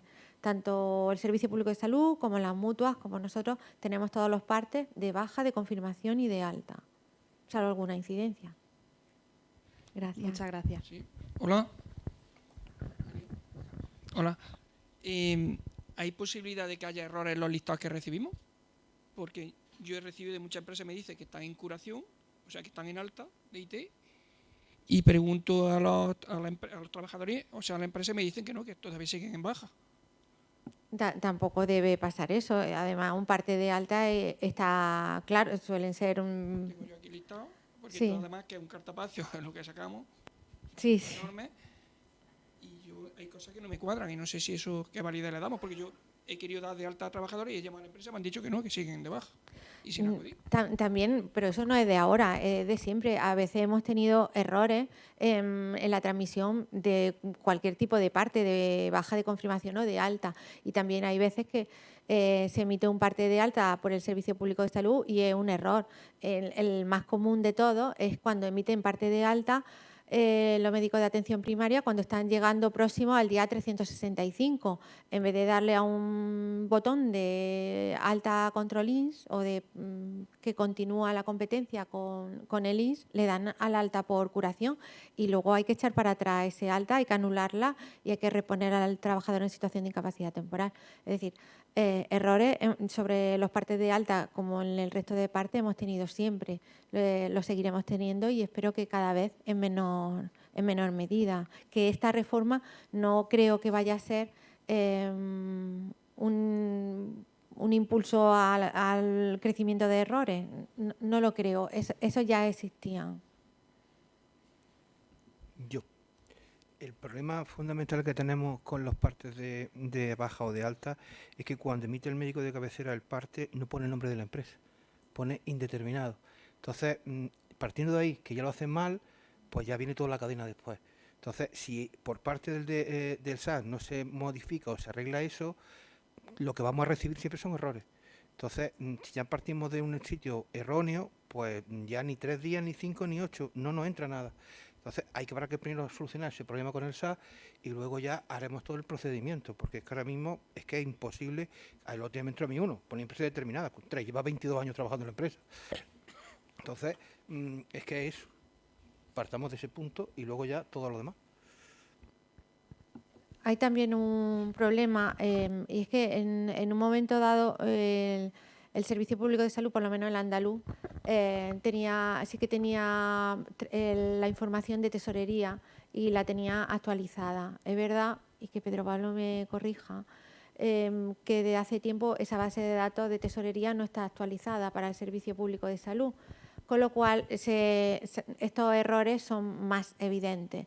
Yo creo que este tipo de partes que conllevan estos errores en el Código de Cuenta de Cotización, en el Código Nacional de Ocupación, no son partes que se rechacen, son partes que se aceptan con errores. Y entonces podemos subsanarlos con posterioridad a través de vuestro trabajo, a través de la información que la empresa, a través de esa transmisión de datos económicos y laborales nos va a dar y vamos a poder corregir ese parte. A ver, quería primero daros las gracias por la oportunidad que nos dais y, en primer lugar, preguntar cómo vamos a comunicar la fase de cotización y todos esos datos. ¿Qué proceso tenemos que hacer para hacer esa comunicación? Y, en segundo lugar, Le doy voz también a mi presidente, a mi amigo José Luis, porque sé que lo tiene en mente. En la ley doy por hecho que no se ha tenido en cuenta la conciliación de los asesores, ¿verdad?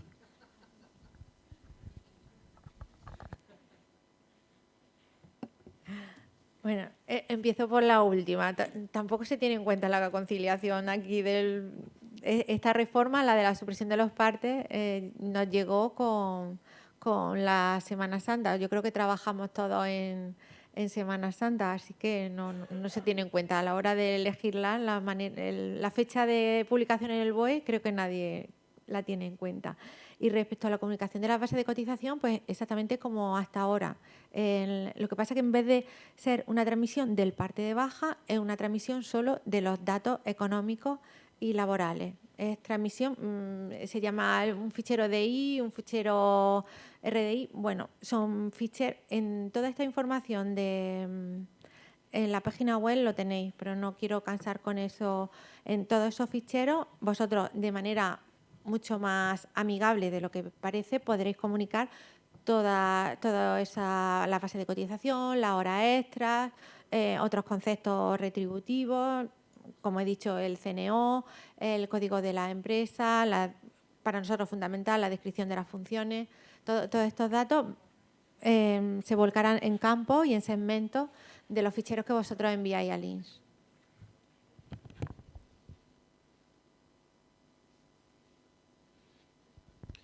Sí, buenas tardes. A mí es que hay una cosa que no me ha quedado del todo clara, y es a la hora de recibir los ficheros y, en definitiva, los movimientos de baja, confirmación y alta, todas las empresas de las que somos autorizados recibimos esa información a través de Siltra con independencia de que tengan más o menos de 25 trabajadores. Eso es así, ¿no? Las que sean más de 25 será a través de Siltra y las demás por el sistema FIER de red online. Si estoy autorizado con una empresa que tenga 5 trabajadores, me tengo que ir a otro sitio que no es Siltra. No lo sé. Yo es que creo que llega por los dos, lo digo por la explicación que has dado, es que da a entender eso y yo creo que por Siltra no entran también todas las de menos. Pues a las que estamos igual. autorizados. Eso no cambia. Si era así hasta ahora, eso no cambia, seguiréis recibiéndolo por el mismo canal. Lo que sí, por ejemplo, se va a hacer es que van a hacer una actualización de Siltra para que se pueda filtrar por código de cuenta de cotización y para que sea más ágil para vuestra gestión.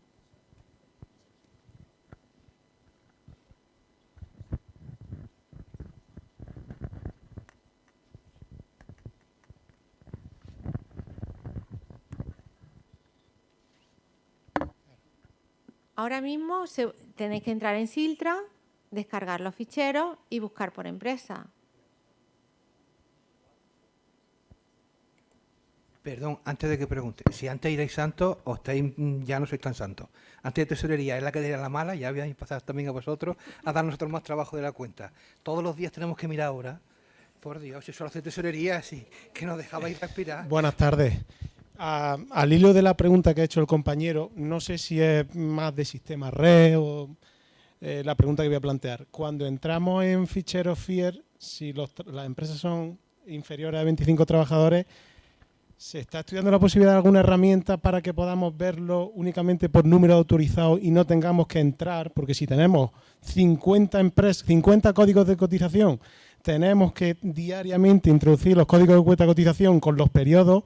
Claro, el tiempo que se nos va a nosotros, vamos a tener que contratar gente nada más que para mirar diariamente. También todo eso sabemos que está en proceso de actualización. Vale. Es que claro, estamos diariamente nada más que mirando, acotando fechas, ya con el volumen de trabajo que tenemos, pues... Gracias, Perdone, buenas tardes. Buenas tardes, por favor. Vamos a ver. ¿Tengo la palabra? Vamos a ver. Mi nombre es Adolfo Álvarez. Concretamente yo tengo una pequeña duda. A ver si usted me la puede aclarar y a ver si se ratifica lo que yo pienso o no. Anteriormente, en el periodo de IT eran 365 días y el pago es a través de la empresa mediante pago delegado. Y anteriormente, a partir de los 365 días, se hacía cargo el IN o la multa, según la cobertura que tuviese. Actualmente, según he oído y según he estudiado yo en la ley que contempla, pasa los 365 días, sigue como pago delegado. Anteriormente, usted bien sabe que se hacía la tramitación para el pago directo a través del IN o de la mutua y, sin embargo, ahora, según entendido, no hay que hacer nada. Entonces, ¿en qué situación está ese trabajador? En situación asimilada al alta, ¿no? Durante el periodo de IT. Está en alta. ¿Y la empresa tiene que mantenerlo en alta? Y cotizando hasta el día 545.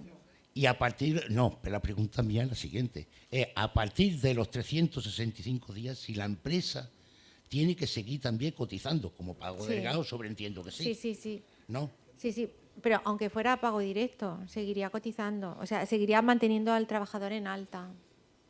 Bien, nada más. Esa es mi duda. Muchas gracias. Buenas tardes. Soy Francisco Presa del Colegio de Grados Sociales. Yo solamente, de todo lo que se está hablando, la única conclusión que saco es que el IN quiere actualizar su base de datos y para eso nos coge a los agentes sociales para hacer su trabajo. O sea, que comuniquemos nosotros la baja a la empresa del trabajador, que es una obligación del trabajador. Según el Estatuto de los Trabajadores, cuando se ausenta del trabajo, tiene que justificar a la empresa, tiene un plazo, y si no, puede ser motivo hasta de despido. Como no nos andemos rápido, puede llamar a la empresa, oye, que están venido, despídelo. Y a lo mejor todavía no ha llegado ni el parte de baja. Perdona con eso, Paco. Yo sí quiero dejar una cosa muy clara. Es obligación del trabajador comunicar que está enfermo. No que lleve el parte, pero comunicarle a la empresa, oye, estoy enferma, me pasa esto. Y nosotros ya hacer de inspector gacha y buscar dónde está la enfermedad. Pero que el trabajador tiene la obligación de decirle a la empresa, estoy malo, eso no lo dudéis. Porque si no lo dice, como dice Paco, empezar a hacer un disciplinar. Vale, pero que el trabajador, y ahí está el director, que lo puede ratificar, tiene la obligación de decir, oye, estoy enfermo. Si no lo dice, entonces es una falta, una ausencia del puesto de trabajo voluntaria por él. Sí. El siguiente paso es que tenemos que comunicar lo que hace, las funciones y en qué consiste ese trabajo, que nosotros no tenemos ni idea. O sea, un test que en teoría, o una encuesta que tiene que hacer o el médico para que un trabajo, para que luego en el futuro la inspección médica valore o no valore una incapacidad, ahora la tiene que hacer el gestor. Yo, perdona, pero es que no me entra a mí en la cabeza esto. Esta delegación de responsabilidades hacia personas que no físicamente no tienen conocimiento de lo que ese hombre realiza.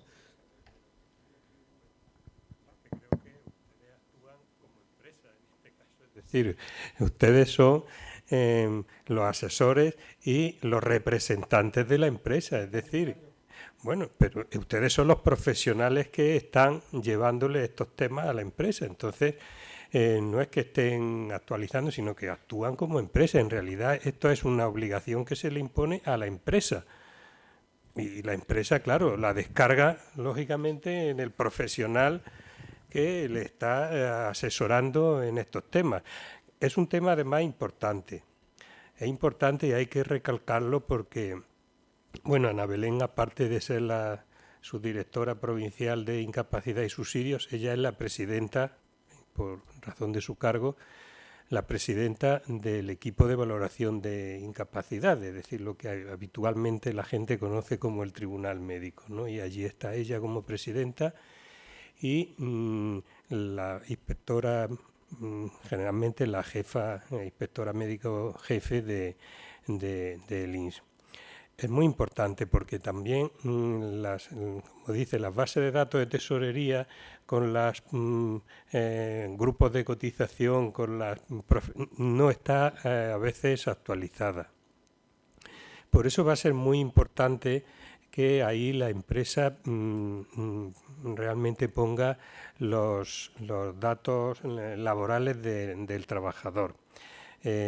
También porque además los otros días lo hablábamos precisamente en el comité de dirección con la jefa médico, que Claro, ahora la competencia a partir del día 365 de la baja, pues para determinar si se produce el alta médica, si hay inicio de un proceso de incapacidad permanente o de una prórroga de la IT, se ha trasladado del equipo de valoración de incapacidades, directamente se ha volcado esa competencia en los inspectores médicos. Los inspectores médicos, los que están aquí, como ha dicho Ana Belén, aquí al lado en la rotonda de la Bariloche, ellos tienen que saber la profesión y eso quien mejor lo conoce es la empresa.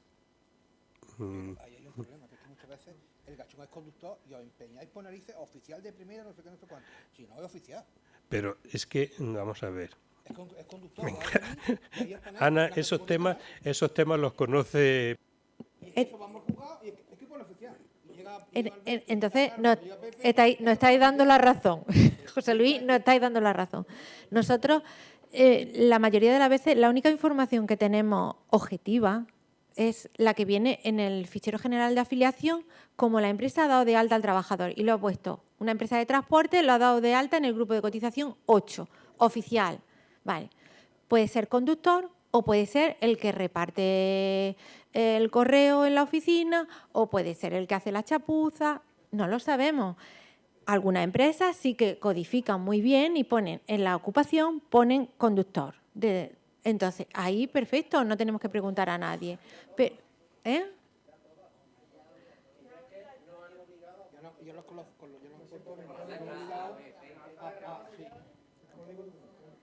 El código de ocupación han obligado a partir de enero a... Pues menos mal, porque todos los que tenemos de antes es que realmente no sabemos.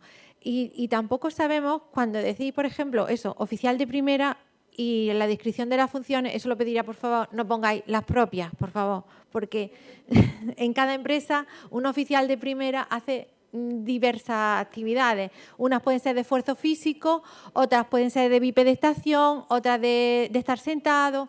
Necesitamos... Hay veces que somos incapaces de tomar una decisión con la información objetiva que tenemos y acudimos a la empresa de forma ya particular a pedir un certificado de empresa con las funciones o a pedir la evaluación del puesto de trabajo.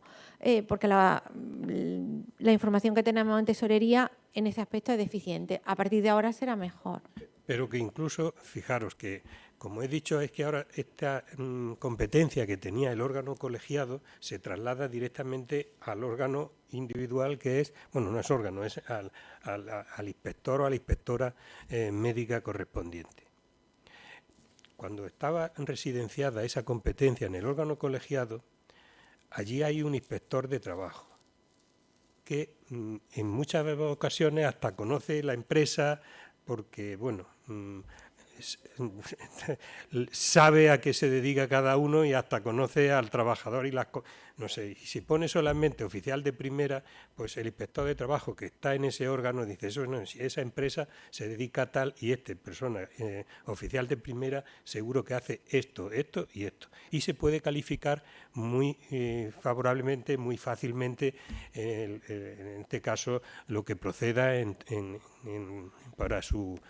razón de su discapacidad o de sus limitaciones funcionales. Pero es que esto ahora se ha pasado a la inspección médica, al inspector, y el inspector es que allí no va a tener, el inspector médico, allí no va a tener un inspector de trabajo para decidir si procede el alta o si procede la prórroga o si procede el inicio de un expediente de incapacidad permanente.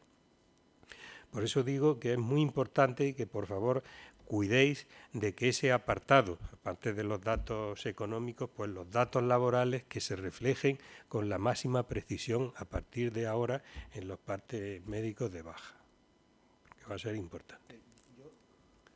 Yo insisto, y perdón que yo insisto en esto, es que cuando te da un dictamen propuesta de valoración con la resolución de negación, porque últimamente el 90% los negáis, porque cuando ponen lesiones no permanentes que no alcanzan para ser una incapacidad, ya puedes traer aquí el del Monte Sinaí, que no te van a dar la razón en el juzgado ni de contra, pues el problema está en que viene grupo 8 y pone oficial no sé qué, no sé cuánto, y consta, y toda la documentación que se ha aportado por parte de la empresa y demás, que es camionero, que es panadero, que por narices, Vas al juzgado y te dicen los compañeros de los letrados del INS, señoría, grupo 8, no le corresponde.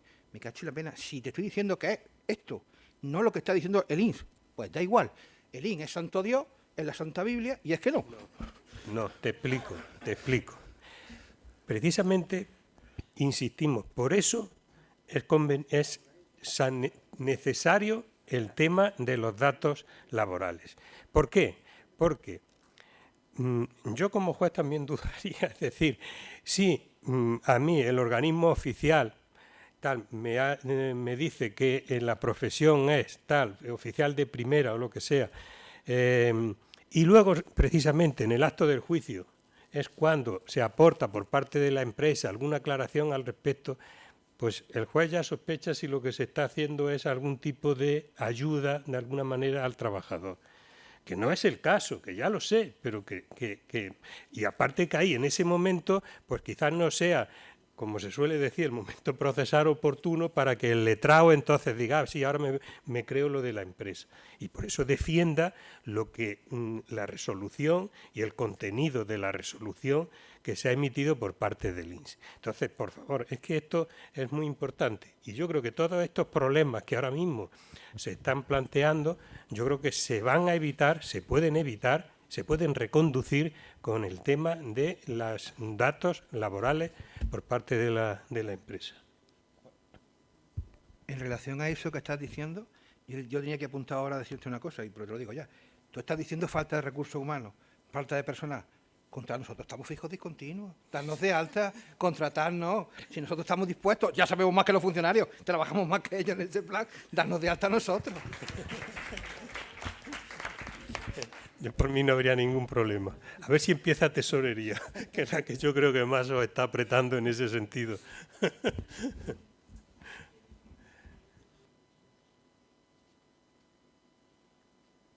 Yo simplemente también agradeceros poder estas charlas, esto cara a cara, que aprendemos bastante en estas cosillas.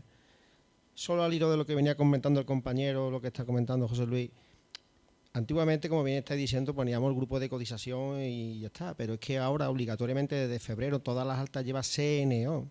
Sí, si yo estoy poniendo grupo de cotización 8, 71, 21 albañil, usted luego quiere que en su parte yo especifique qué tarea realiza un albañil. ¿Qué pongo? Que hace mezcla por la mañana tempranito, sube el carrillo, hace esfuerzo. Yo creo que es fácil. El de un dependiente. No quiero ser pedante y parecer que esto es una tontería. Es que muchas veces cuando te sientas delante y tienes descripción de las labores y tienes delante un oficial de primer albañil, usted me dice a mí que qué pongo yo en esas labores. Que no ponga la propia de un albañil. ¿Qué le pongo? Que por la mañana llega, se pone el casco, el arnés. No quiero ser pedante nuevamente. No, pero yo creo que lo ha llevado a un caso extremo que no es el caso. Pero no es que es casi el día a día. Es el día a día, no el extremo, es el día a día. No, pero porque albañiles, dependientes y ese tipo de cosas es lo que tenemos más. De profesiones o de actividades o de categorías profesionales, pues que no son tan claras y que todo el mundo conoce. Estamos hablando de eso, que pone grupo de cotización 8 oficial de tercera. En una empresa, además, que no sabemos ni a lo que se dedica. Son esos los casos. Sí, bueno, es que hay empresas que tienen convenios colectivos amplios que se dedican a no solamente una actividad, en fin, eso lo conocéis vosotros. Ahora, si me dices un albañil, eso no hay problema. Pero estamos hablando... Todas las altas tienen un CNO, están codificadas a 4 dígitos, que no han obligado. Vale, perfecto. Que había que dedicarle un tiempo a eso. Probablemente de esos que estáis ya diciendo que están perfectamente codificados a partir de febrero, de esos no han visto todavía ninguno en la unidad médica, porque son de corta duración. Nosotros empezamos a ver procesos, pues ya ves tú. Pero en el SEPE lleva mucho tiempo que está... Sí. El SEPE no lo sé. Con respecto... No, el SEPE, vamos, las bases de datos del SEPE con nosotros... Pues eso está bien, eso está bien. Claro. Manolo, si vas a hablar, coge el micrófono. ¿De qué están hablando? Pues es que justamente quería comentar lo que estaba diciendo el compañero, que ya desde hace muchos años es obligación también comunicar los contratos a través de contratos al SEPE con el Código Nacional de Ocupación. Y mi pregunta era, ¿hay previsión de que, al igual que se están empezando a cruzar datos con la agencia tributaria para ciertas cuestiones y mediante nosotros como agentes sociales, también se crucen datos con el SEPE? Porque si ya obran esos datos en poder de la Administración, también estamos cansados nosotros como agentes sociales de estar duplicando datos en una administración, en otra administración. Es que nos están duplicando el trabajo por todas partes. Entiendo que es importante el comunicar, por ejemplo, en este caso, la ocupación que realiza un trabajador o una trabajadora para poder valorarlo después, pero es que son datos que ya obran en poder de la Administración. Entonces, como sugerencia, si me lo permiten y salvo mejor criterio de mis compañeros, sería bastante favorable para todos que también se cruzaran datos con esa administración. Yo me parece perfecto. Ahora mismo no se están cruzando datos. Nosotros cruzamos datos con la agencia tributaria para el tema del control de mínimos, para el tema del ingreso mínimo vital y para otras cuestiones.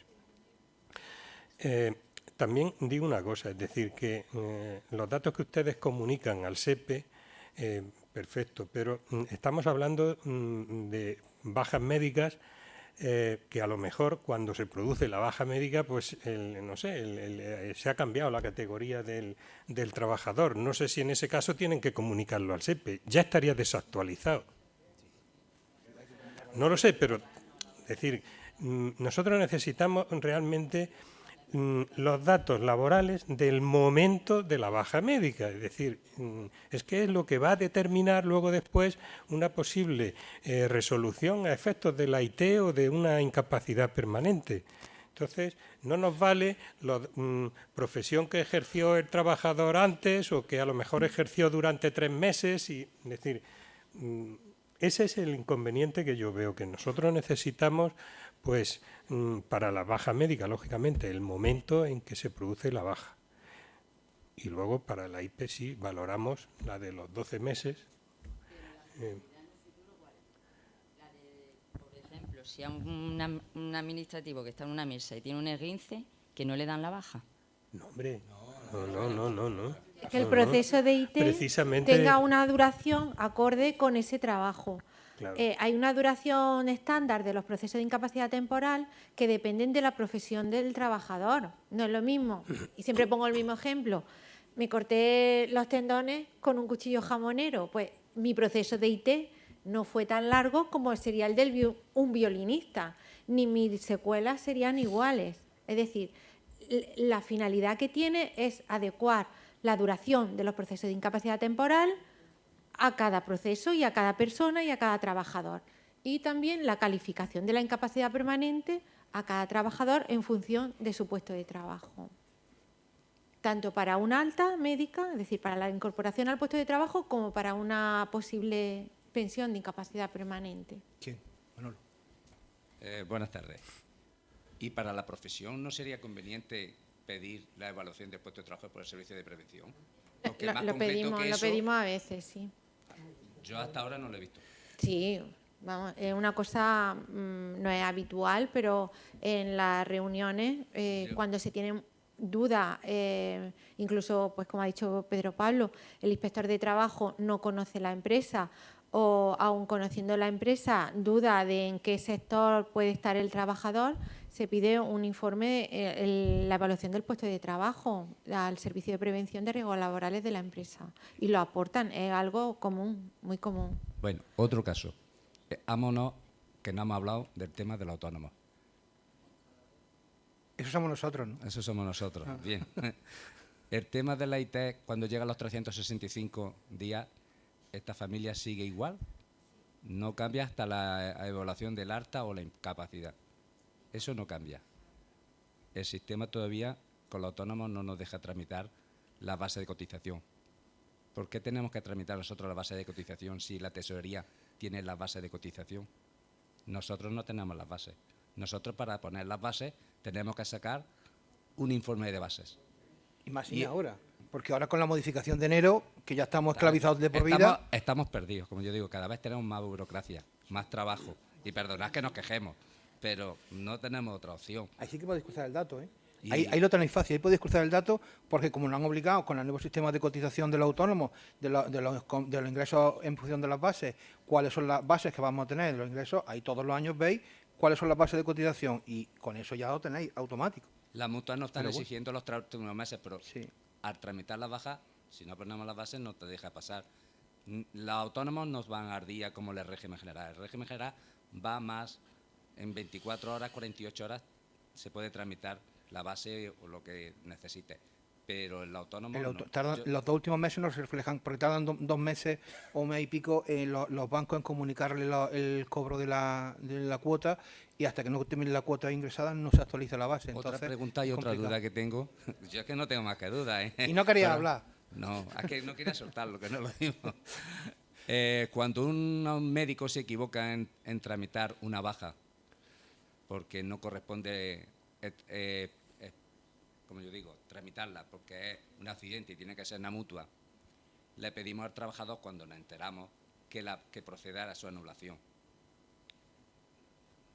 No te deja luego, la mutua tarda una semana en recibir las comunicaciones, con lo cual tenemos ahí un vacío que no sabemos qué poner. Lo dice porque eres eres delegado de mutuo. No, tengo conocimiento de mutua. Sí. Es que yo creo, Ana, bueno, a lo mejor tú lo conoces mejor, que si un médico de cabecera o de familia emite un parte médico de baja, si transcurre, me parece que son 4 o 5 días, él ya no puede anularlo. Tiene que ir a la inspección. Exacto. Entonces, es un proceso a lo mejor ya que se alarga por ese motivo, porque no lo puede hacer directamente el médico que emitió el parte, sino un que expediente tiene... de variación de contingencia. ¿Eh? ¿Habría que iniciar un expediente de variación de No, contingencia? no. Si realmente se comprueba, yo creo que la inspección médica del SAS, en este caso el Servicio Público de Salud, sí puede, pero no el médico de cabecera que lo emitió. Cuando pasa, no sé si son 3 días, 4, 5, por ahí lo tiene. Pero luego se puede, digo que lo pueden anular, pero la inspección. ¿Alguien más? Bueno, pues yo voy a hacer una última que, para cerrar, va a ser chula. A mí me tiene, bueno, es la novedad de esta situación, el tema de las bajas para las mujeres con el tema de la menstruación, que vienen de 3, 5 días y no sé qué. ¿Eso cómo se va a controlar? ¿Eso cómo se va a hacer? ¿Eso qué? Porque ahora te dice, estoy con... ¿Y ahora tú qué haces? Es un parte de baja normal, con un código... Pero igualmente sin papel, porque aquí lo dice... Claro, sin papel.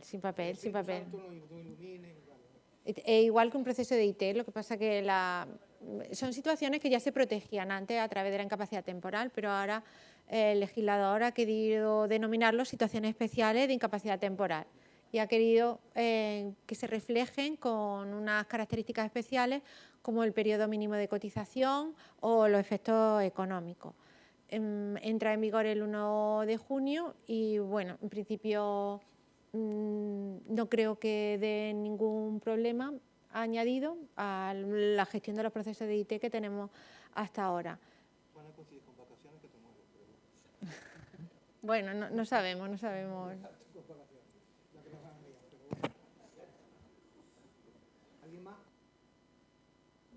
¿Alguien más? ¿Qué? Sí, eso sí, futuras jornadas como esta, sí. Si no hay más, pues pasamos a... Sí, sí. A ver, bueno, pues vamos a concluir. Bueno, pues voy a agradecer, como no, al director, a Pedro Pablo García Merino, director del IN, su presencia aquí y aguantar todo lo que le hemos dicho, a la ponente, a Belén Castro Torres, la magnífica exposición que ha hecho, donde, bueno, también la hemos un poco acorralado en circunstancias, a mis compañeros de mesa, como no, a Alfonso Montiel, no a Francisco Montiel, diputado de formación del Colegio de Abogados, a Francisco Rubia, que viene por el Colegio de Economistas, a mi alma gemela, en este caso, mi Blas Ogaya. Y bueno, pues yo decir que esta ponencia ha sido grabada y a través de la plataforma que tiene el 123 Emprende en YouTube, la podéis ver en YouTube, cuando queráis, como queráis, porque nos han facilitado la opción de que se grabe y que se pueda ver por cualquier persona que se haya inscrito en la jornada o que no. También yo pediría, si es posible, que la ponencia nos las pasara a los colegios profesionales para que lo vieran los compañeros, si es posible, ¿vale? Entonces, bueno, pues eso. El tema de los recursos humanos, ya te lo vuelvo a decir, somos fijos discontinuos cuando quieras, nos dan de alta y nosotros agradecidos. Y más cotizamos en régimen general para poder tener derecho a la pensión. Es cierto que los CAI funcionan bien, funcionan magníficamente bien, y yo que trabajo mucho con el de correo, eso es magnífico. Para mí es fundamental y yo agradezco la labor que hacen los funcionarios allí, y últimamente es verdad que atienden todo el mundo que va, tienes que ir con cita, lógicamente, yo voy sin cita, pero bueno. Me atienden y es rápido y es eficaz y la información es buenísima. Y por otra parte, bueno, pues agradecer, como no, al local donde estamos, que a la Fundación Fulgencio Meseguer y al 123 Emprende, que nos hayan cedido este magnífico salón. En el futuro seguiremos colaborando con ellos y ellos con nosotros con ellos. Dispondremos también de este salón para dar futuros actos y ya nada más. No sé, el próximo que haya, pues emplazar tanto al director como a la subdirectora a posibles cambios que haya en el futuro para que nos informen y nos digan de lo que va y a trabajar los partes.